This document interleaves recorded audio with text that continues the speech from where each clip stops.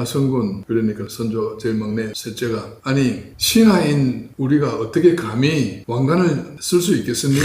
못 씁니다. 거기에서 이제 면접에 합격을 했던 겁니다. 예. 굉장히 머리가 명민했죠. 예.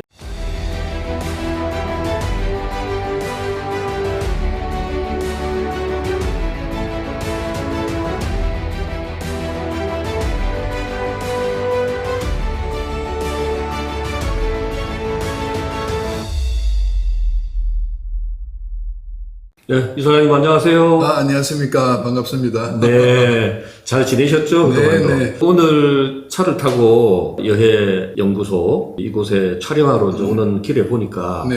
개나리도 그사이 많이 피고 예. 세상에 영원한 것은 없다라고 하듯이 그제만 보더라도 남옥에서 거기서 뭔가 이렇게 필까 이런 생각이 들었는데 또 봄이 되니까 네. 멋진 꽃들이 피고 또 새순들이 돋고 하는 걸 보면서 영원한 것은 없고 불교에서 이야기하는 항상 무상, 네. 항상된 것이 없다는 생각들을 합니다. 네. 자연도 그렇고 또 우리 인간관계도 그런 거 아닌가 하는 생각들을 하면서 네. 오늘 이곳에 오게 됐습니다. 오시느라고 수고 많으셨습니다.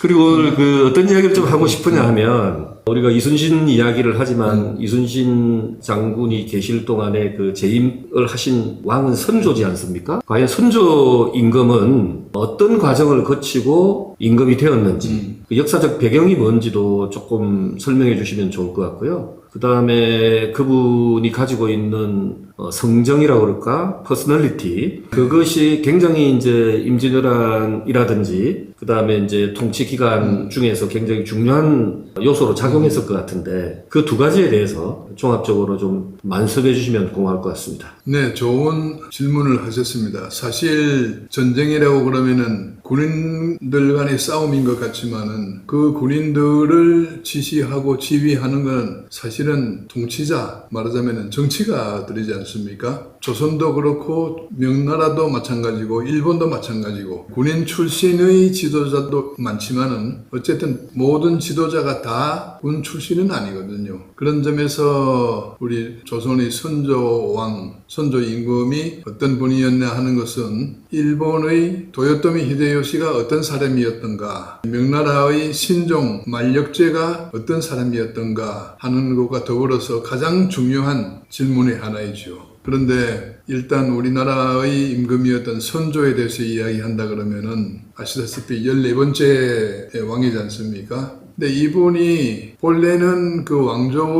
왕좌는 적장자의 상속이 대원칙이죠. 동양에서는 중국도 그렇고 한국도 그렇고. 근데 적장자가 아니고 어쨌든 그냥 적어도 적자여야 된다. 그러니까 정식 부인에게 정식 왕비의 몸에서 태어난 자식들이라야 왕위를 받을 수가 있다. 그런 점에서 보면은 이 선조는 적자도 아니었고 장자도 아니었다 이거죠. 이건 뭐 나는 왕하고는 관계없어. 이렇게 생각을 하고 있었을 겁니다. 틀림없이. 그런데 방금 말씀하신 것처럼 참 자연의 이치도 그렇고 인간 세상의 이치도 그렇듯이 전혀 생각하지 않았던 그러한 일이 일어난다 이거죠. 바로 선조의 경우가 그겁니다. 정상대로 했다 그러면은 선조 앞에 명종 임금이 있었지 않습니까? 명종의 세자, 순의 세자라고 있었는데 순의 세자가 13살에 죽어버렸던 겁니다. 그리고 없어요. 그러다 보니 이때까지는 장자는 아니더라도 적자가 쭉 이렇게 왕통을 이어받아 왔는데 그 맥이 끊어져 버렸던 겁니다. 명종 임금이 이제 큰일 났죠. 야, 왕통은 이어가야 되겠고 누구를 할 거냐. 천상 서자 출신인 자기 조카들 중에서 골라야 되죠. 조카들 중에서 이제 골랐던 것이 누군가 하면은 하성군, 그 당시에 선조가 임금이 되기 전에 하성군이었었는데 저 조카가 제일 똑똑한 것 같다. 그래가지고 왕통을 이어받게 됐던 거죠. 그러니까 적어도 왕이 되려고 그러면은 일찌감치 세자가 되어가지고 왕좌의 수업을 받아야 되는데 선조 임금은 그럴 기회가 전혀 없이 어느 날 갑자기 왕이 된 거죠. 준비 안 된 왕이었던 겁니다. 그렇게 하다 보니 어쨌든 왕이 되기는 됐는데 그 당시에는 왕을 결정하는 것은 왕가에서 제일 연장자인 왕비의 우애, 대비를 많이 결정을 했는데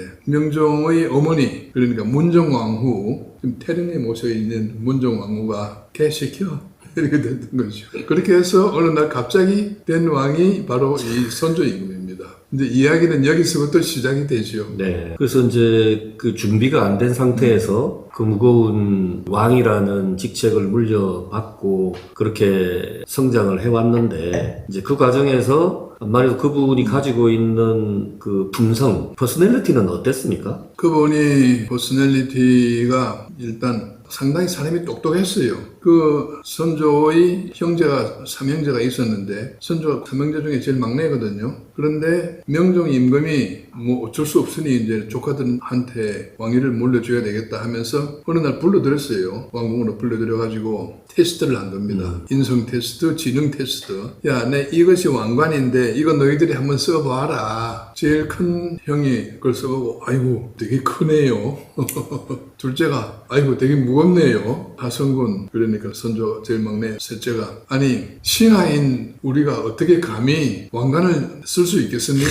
못 씁니다. 거기에서 이제 면접에 합격을 했던 겁니다. 예. 굉장히 머리가 명민했죠. 예. 네, 어쨌든 그렇게 되고 나서 왕이 됐는데 문제는 뭐냐 하면은 거기에 기라성 같은 조정 대신들이 있지 않습니까? 네. 문신, 무신, 특히 왕을 싸고 도는 문신들 그 양반들이 사서 삼경 무슨 뭐 그런 것부터 시작을 해가지고 대단한 그런 선비들인데 이게 어전 회의를 하게 되면은 왕이 가만히 뭐 목탁같이 앉아 있을 수는 없지 않습니까? 대신들을 휘어잡아야 되지 않습니까? 네. 뭘로 휘어잡아야 됩니까? 실력으로 휘어잡아야죠. 왕이 되고 나서부터 그때 열심히 공부했습니다. 열심히 공부해가지고 이제 어떤 학자하고도 이제 맞짱을 뜰 수 있을 정도의 실력을 짧은 시간에 길렀지요. 그때 왕위에 오를 때에 16살이었는데 그 당시에 관습으로 봐가지고 왕이 20살이 되기 전까지는 대비가 수렴 첨정을 하는 것이 관습이었거든요. 그러면 16살에 등극을 했으니까 4년 동안 해야 되지 않습니까? 1년하고 딱 그만뒀습니다. 됐다. 그만큼 아주 머리가 잘 돌아가는 거죠. 근데 이제 실력이 뛰어나가지고 이제 뛰어난 학자들 누구하고 붙어도 이제 자신이 있다 해가지고 잘 했는데 그러다 보니까 소위 원로들하고 붙어보니 뭐 별거 아니네. 또 그 다음에 그 왕가에 붙어있는 또 척신들, 외척, 뭐 친척들 있지 않습니까? 네.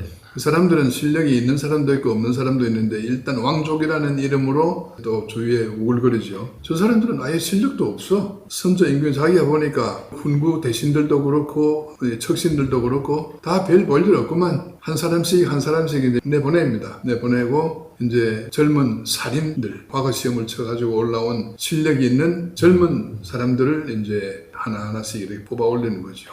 잘 나갔습니다. 잘 나갔는데 문제는 안에서 생기는 것보다 또 바깥에서 그 당시에 바로 옆에 있는 일본에서는 이제 서양 문물을 받아들여 가지고 여러 가지 그 개혁을 하고 있는데 그 중에 하나가 전쟁 무기를 개발한 거죠. 특히 총을 개발했고 포도물을 개발했지만 중국도 마찬가지고. 그런데 조선 조정에서는 야 우주의 기본 원리가 기냐 이냐 뭐 해가지고 이제 뭐 별 제사상에다가 고기를 넣을 때 대가리를 동쪽으로 놔야 되냐 서쪽으로 놔야 되느냐 과일은 색깔별로 어떻게 진열을 해야 되느냐 이런 걸 가지고 사람을 출세시키고 교양 보내고 뭐 이러고 있었던 겁니다.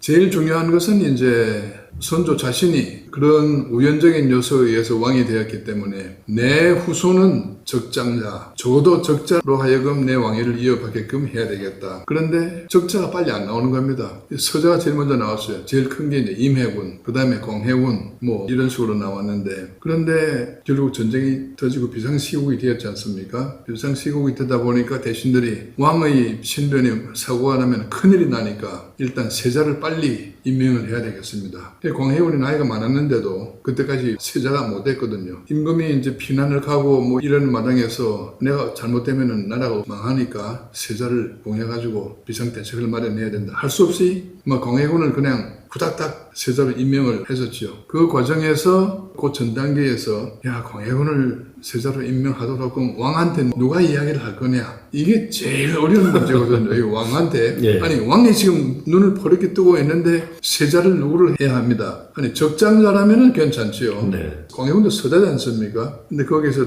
이제 눈치 싸움이 생기는 거죠. 그때는 또 동인 서인이 이렇게 서로 갈라져 있을 때입니다. 그때 동인의 고두가 이산해 동인이었고 서인이 정철이었는데 이산해가 정철을 보고 당신이 임금님한테 한번 상주를 해 보십시오. 그러니까 정철이가 야, 이 자기 상주한 대로 되면은 자기가 급발에 막 서니까 선조한테 가가지고 공예군으로 세자를 삼읍시다 하고 상주를 했던 거죠. 노련한 이사내가 자기가 말을 해야 되는데 자기가 상급자로서 근데 정철이 그때 우의정인가 하여튼 자기보다 한 수 밑이었어요. 정철이 글은 잘 찍고 하지만은 이 머리 쓰는 게 너무 헷갈려 해가지고 그 말을 했기 때문에 선조의 미움을 받아가지고 팍 잘려가지고 귀양을 갔던 겁니다.